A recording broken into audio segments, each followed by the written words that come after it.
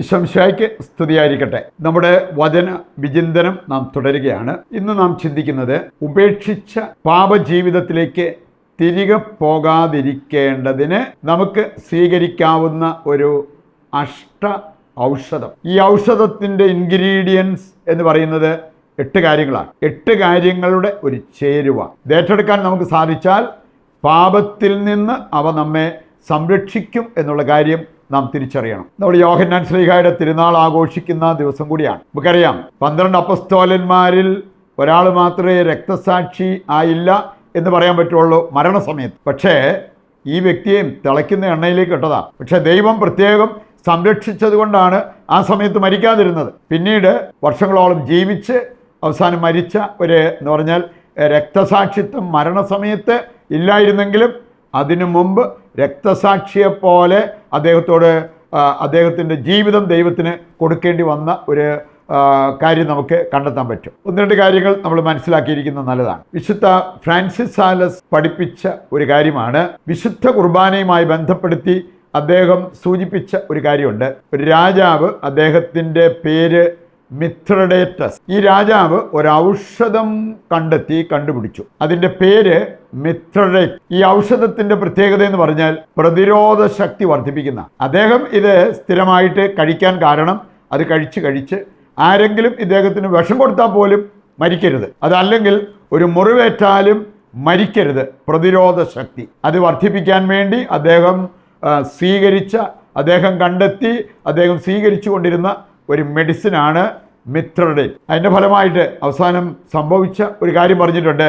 ഇദ്ദേഹം ശത്രുകരങ്ങളിൽ അകപ്പെട്ടു. അവരിദ്ദേഹത്തെ പീഡിപ്പിച്ചു കൊല്ലുന്നതിന് പകരം മരിച്ചേക്കാം എന്ന് വിചാരിച്ച് ആത്മഹത്യക്കൊരുങ്ങി വിഷം കഴിച്ചു. പക്ഷേ ഈ വ്യക്തിക്ക് ചാകാൻ പറ്റിയില്ല. കാരണം ഈ പ്രതിരോധ മരുന്ന് അതെടുത്തിരുന്നത് കൊണ്ട് വിഷം കഴിച്ചിട്ട് പോലും അതേറ്റില്ല. വിശുദ്ധ ഫ്രാൻസിസ് സാലസ് പറയുകയാണ്, ഇതുപോലെ വിശുദ്ധ കുർബാന ഒരൗഷധമായിട്ട് നമ്മുടെ ജീവിതത്തിൽ മാറും. വിശുദ്ധ കുർബാന അർപ്പിക്കേണ്ടതുപോലെ ദിവ്യകാരുണ്യം സ്വീകരിച്ച് അതിന് യോഗ്യമായ രീതിയിൽ ജീവിക്കുന്ന വ്യക്തികളാണെങ്കിൽ ഈ പാപത്തിൽ വീഴാതിരിക്കാനുള്ള ഒരു പ്രതിരോധ ശക്തി ആ വിശുദ്ധ കുർബാന നമുക്ക് നൽകും എന്നാണ് ഈ വിശുദ്ധൻ പഠിപ്പിച്ചിരിക്കുന്നത്. നമുക്ക് ഇതിൻ്റെ വെളിച്ചത്തിൽ ഈ ഔഷധം ഒരു കാര്യമാണ് നമ്മൾ കണ്ടത്, വിശുദ്ധ കുർബാന. അത് ഇതിലെ ഒരു ഇൻഗ്രീഡിയൻ്റ് ആയിട്ട് നമുക്ക് കാണാൻ പറ്റും. അതുപോലെ തന്നെ ഇതോടൊപ്പം മറ്റ് 7 കാര്യങ്ങൾ കൂടി ചേരുമ്പോഴാണ്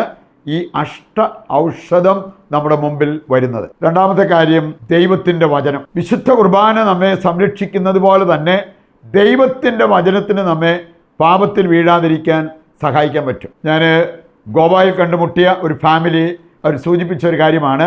ഭാര്യ ഭർത്താവിനെ കുറിച്ച് പറഞ്ഞത്, എൻ്റെ ഭർത്താവ് കഴിഞ്ഞ 4 വർഷമായിട്ട് ഒരു മരുന്നും കഴിച്ചിട്ടില്ല. അദ്ദേഹത്തിന് മെഡിസിൻ എന്ന് പറയുന്നത് ദിവ്യകാരുണ്യമാണ്. കഴിഞ്ഞ 4 വർഷം ഒരു ദിവസം പോലും കുർബാന മുടക്കിയിട്ടില്ല, കുർബാന സ്വീകരണം മുടക്കിയിട്ടില്ല. ദിവ്യകാരുണ്യമാണ് അദ്ദേഹത്തിൻ്റെ ഏറ്റവും വലിയ ഔഷധം എന്ന് ഭാര്യ സാക്ഷ്യപ്പെടുത്തിയ ഒരു കാര്യമാണ്. ഇതുപോലെ തന്നെ ദൈവവചനം സങ്കീർത്തനം 119 11-ാമത്തെ വചനം എടുക്കുമ്പോൾ സങ്കീർത്തനം പറയുന്നൊരു കാര്യം, കർത്താവേ, അങ്ങയ്ക്കെതിരെ പാപം ചെയ്യാതിരിക്കേണ്ടതിന് ഞാൻ അങ്ങയുടെ വചനം എൻ്റെ ഹൃദയത്തിൽ സൂക്ഷിക്കുന്നു. സുഭാഷിതങ്ങൾ 30-ാം അധ്യായം 5-ാമത്തെ വചനം പറയുന്നുണ്ട്, വചനത്തിൽ ആശ്രയിക്കുന്നവർക്ക് വചനം കവചമായി മാറും. ആ കവചം, ആ സംരക്ഷണം ഉള്ളപ്പോൾ നാം സുരക്ഷിതരാണ്.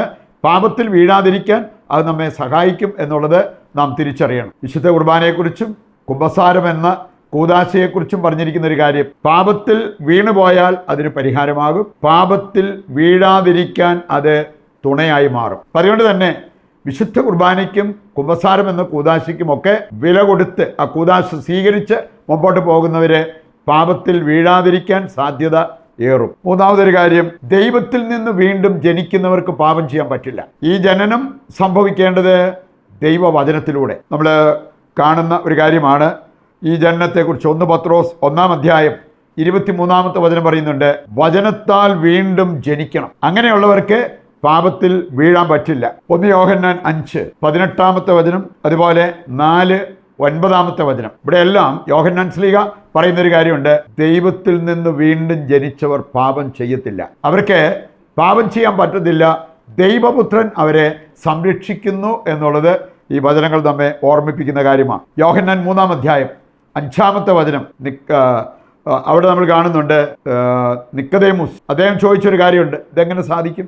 ഒരു വ്യക്തിക്ക് അമ്മയുടെ ഉദരത്തിൽ വീണ്ടും പ്രവേശിച്ച് വീണ്ടും ജനിക്കാൻ പറ്റുമോ? കർത്താവ് പറഞ്ഞൊരു കാര്യം, ജലത്താലും ആത്മാവിനാലും വീണ്ടും ജനിക്കണം. അങ്ങനെയുള്ളവർക്കാണ് ദൈവം രക്ഷ വാഗ്ദാനം ചെയ്തിരിക്കുന്നത്. 4-ാമത്തെ കാര്യമാണ്, നാം യേശുവിൽ വസിക്കുന്നവരാണെങ്കിൽ നമുക്ക് പാപം ചെയ്യാൻ പറ്റത്തില്ല. പാപത്തിൽ വീഴാതെ യേശു നമ്മെ സംരക്ഷിക്കും. 1 യോഹന്നാൻ 3:6 നമ്മെ പഠിപ്പിക്കുന്ന കാതലായ സന്ദേശം അതാണ്, അവനിൽ വസിക്കുന്ന ഒരുവനും പാപം ചെയ്യുന്നില്ല.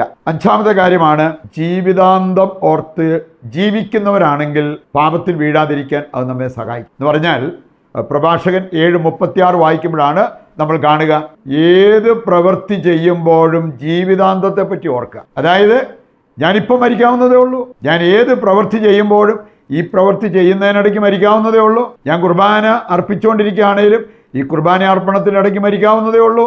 അങ്ങനെ ചിന്തിക്കുന്നെങ്കിൽ നീ പാപം ചെയ്യത്തില്ല എന്ന് ദൈവവചനം നമ്മെ ഓർമ്മിപ്പിക്കുക. വീണ്ടും നമ്മൾ കാണുന്നുണ്ട് 6-ാമത്തെ കാര്യമാണ്, പാപ സാഹചര്യം ഒഴിവാക്കാൻ ശ്രദ്ധയുള്ളവർ പാപത്തിൽ വീഴാതിരിക്കും. പലപ്പോഴും സാഹചര്യം വന്നിട്ടാണ്, ആ സാഹചര്യത്തോടുള്ള നമ്മുടെ പ്രതികരണത്തിനനുസരിച്ചാണ് ആ പാപത്തെ അതിജീവിക്കുന്നതോ അല്ലെങ്കിൽ ആ പാപത്തിന് കീഴ്പ്പെടുന്നതോ. ഇതേക്കുറിച്ച് മനസ്സിലാക്കാൻ നമ്മൾ പ്രഭാഷകൻ 21:1-2 വചനങ്ങൾ എടുത്താൽ മതി. 2-ാമത്തെ വചനം പ്രത്യേകിച്ച് പറയാണ്, സർപ്പത്തിൽ നിന്ന് എന്നതുപോലെ പാപത്തിൽ നിന്ന് ഓടി അകലണം. പാമ്പിനെ ഭയമുള്ളവർ ഒരു പാമ്പ് അണിഞ്ഞു വരുന്നത് കണ്ടാൽ അവർ ഓടി രക്ഷപ്പെടില്ലേ? അതുപോലെ പാപ സാഹചര്യം വന്നപ്പോൾ നമ്മൾ ഓടിയെങ്കിൽ പല പാപവും ഒഴിവാകില്ലായിരുന്നു. സർപ്പത്തിൽ നിന്ന് എന്നതുപോലെ പാപത്തിൽ നിന്ന് ഓടി അകലുക. 7-ാമത്തെ കാര്യമാണ്, സാത്താനെ ചെറുത്ത് നിൽക്കണം, ദൈവത്തോട് ചേർന്ന് നിൽക്കണം. യാക്കോബ് ശ്ലീഹ 4-ാം അധ്യായം 7 മുതൽ മുമ്പോട്ട് വായിച്ചാൽ മതി. ഈ 2 കാര്യങ്ങളും അവിടെ പറഞ്ഞിരിക്കുന്നത് കാണാൻ പറ്റും. സാത്താൻ നമ്മെ പാപത്തിൽ വീഴിക്കാൻ നോക്കും, അവനെ ചെറുത്ത് നിൽക്കണം. ദൈവം നമ്മെ ചേർത്ത് പിടിച്ചാൽ പാപത്തിലേക്ക് വീഴാൻ നമുക്ക് പറ്റത്തില്ല. അതിന് ദൈവത്തോട് നമ്മൾ ചേർന്ന് നിൽക്കണം. അവസാനത്തെ 8-ാമത്തെ കാര്യമാണ്, പാപപരിഹാരവും പുണ്യാഭ്യാസവും. ഇന്നലകളിൽ നാം ചെയ്തു പോയ പാപത്തിന് പരിഹാരം ചെയ്യാൻ നമുക്ക് സാധിക്കണം. അതുപോലെ തന്നെ പുണ്യങ്ങൾ അഭ്യസിക്കുന്നവരായിട്ട് നമ്മൾ മാറണം. ഈ 2 കാര്യങ്ങൾ നമ്മൾ ചെയ്യുന്നെങ്കിൽ പാപം ഒഴിവാക്കി ജീവിക്കാൻ അത് നമ്മെ സഹായിക്കും. ഈ ഔഷധം ജീവിതത്തിലേക്ക് ഏറ്റെടുത്തുകൊണ്ട് ഇനിയെങ്കിലും പാപരഹിത ജീവിതം നയിക്കുവാൻ നമുക്ക് ആഗ്രഹിക്കാം, തീരുമാനമെടുക്കാം. അതിനുവേണ്ട കൃപയ്ക്കായി ഈ പ്രതിഷ്ഠാ ജപത്തിൽ പങ്കുചേർന്ന് പ്രാർത്ഥിക്കുകയും ചെയ്യാം. നമ്മളിന്ന് ഒരു കോമൺ നിയോഗമായിട്ട് വയ്ക്കുന്നത്, പാപബോധം നഷ്ടമായ വ്യക്തികളുണ്ട്, അവരെ ദൈവം തൊട്ട് അനുഗ്രഹിക്കുവാൻ ദൈവത്തോട് പ്രാർത്ഥിക്കാം. പാപത്തെയും ലോകത്തെയും സാത്താനെയും പരാജയപ്പെടുത്തിയ യേശുനാഥ, ഞങ്ങളങ്ങേ ആരാധിക്കുകയും സ്തുതിക്കുകയും ചെയ്യുന്നു. പാപങ്ങൾ പരിത്യജിക്കാനും പുണ്യാഭ്യാസത്തിൽ വേരുപാകി അടിയുറയ്ക്കാനും അങ്ങ് ഞങ്ങളെ സഹായിക്കണമേ. അങ്ങിൽ പ്രത്യാശ അർപ്പിക്കുന്ന ഞങ്ങൾക്ക് അങ്ങ് പരിചയം സങ്കേതവുമാകണമേ. പാപ സാഹചര്യങ്ങളിൽ നിന്ന് ഓടിയകലാനും മേലിൽ പാപം ചെയ്യാതിരിക്കാനും ഞങ്ങളെ അനുഗ്രഹിക്കണമേ. ആമേൻ. നമ്മുടെ വിവിധങ്ങളായ ആവശ്യങ്ങളെ ദൈവകരങ്ങളിൽ ഏൽപ്പിച്ചുകൊണ്ട് കർത്താവിനെ സ്തുതിച്ച് ദിവ്യകാരുണ്യത്തിന്റെ ആശീർവാദം നമുക്ക് ഏറ്റെടുക്കാം. യേശുവേ നന്ദി, ഹല്ലേലൂയ. യേശുവേ ആരാധന, യേശുവേ ആരാധന. ഞങ്ങളുടെ എല്ലാ പ്രാർത്ഥനാ നിയോഗങ്ങളും അവിടുന്ന് കൈക്കൊള്ളണമേ. ഞങ്ങൾക്ക് നന്മയാകുന്നത് നൽകി അനുഗ്രഹിക്കുവാൻ തിരുവുള്ളമാകണമേ. യേശുവേ നന്ദി, യേശുവേ സ്തുതി.